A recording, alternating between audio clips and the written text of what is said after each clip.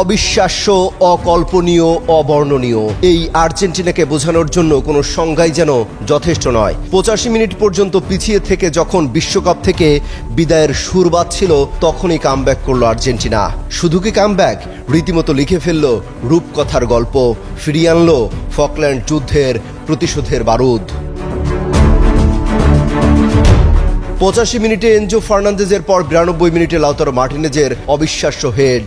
এরপর আর কোনো গল্প নয়, কোনো কথা নয়, টিকিট কাটা হয়ে গেছে ফাইনালের। দ্বিতীয়বারের মতো টানা বিশ্বকাপের ফাইনালে উঠল আর্জেন্টিনা।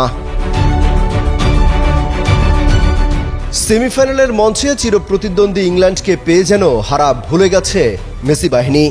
শ্বাসরুদ্ধকর এক লড়াই, যেখানে শেষ বাঁশি বাজার পর হাসল কেবলই নীল সাদা ব্রিগেড। পিছিয়ে থেকেও ম্যাচের শেষ দিকে বল পায়ে জাদুকরি ড্রিবলিং আর ক্ষিপ্র গতিতে ইংলিশ ডিফেন্সকে নাচিয়ে ছাড়ল আকাশী নীল জার্সিধারীরা। আক্রমণ আর পাল্টা আক্রমণে জমে ওঠা ম্যাচে ইংল্যান্ডের রক্ষণ দুর্গ ভাঙতে মরিয়া আর্জেন্টিনার শেষ মুহূর্তে এসে জানান দিল, এই মঞ্চ শুধু তাদের জন্যই। কিন্তু পথটা সহজ ছিল না। থ্রি লায়ন্সদের কাউন্টার অ্যাটাকে কেঁপে উঠেছিল আর্জেন্টিনার রক্ষণ। তবে যারা ফুটবলের আসল জাদুকর, তারা তো পতনের মুখ থেকে ফিনিক্স পাখির মতোই বাঁচতে জানে। 2-1 গোলের ব্যবধানে ম্যাচ নিজেদের পকেটে পুরে নিল আর্জেন্টিনা। গ্যালারিতে তখন আবেগের সুনামি চলছে।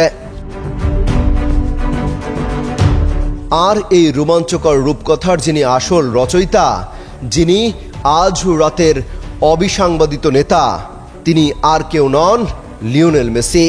2 গোলের দুটিতেই অ্যাসিস্ট করেছেন তিনি। যখনই দল সংকটে পড়েছে, মেসির পায়ে যেন ভর করেছিল ফুটবল ঈশ্বরের কোনো দৈব শক্তি। আপাতত ইংল্যান্ড বধের মিশন শেষ। 2-1 গোলের এই মহাকাব্যিক জয় আর্জেন্টিনাকে নিয়ে গেল স্বপ্নের ফাইনালে। মেসির পায়ের জাদুতে এবার কি আবারও বিশ্বজয়ের ট্রফিটা উঠবে আর্জেন্টিনার হাতে? ফুটবল রোমান্টিকদের অপেক্ষা এখন সেই মহামঞ্চের। নিজেদের জীবন দিয়ে হলেও মেসির শেষ বিশ্বকাপে আর্জেন্টিনাকে জেতাতে চান মেদিনা। দলের প্রায় সব খেলোয়াড়ই বলেছেন মেসির জন্য জীবন দিয়ে দিতে পারেন তারা।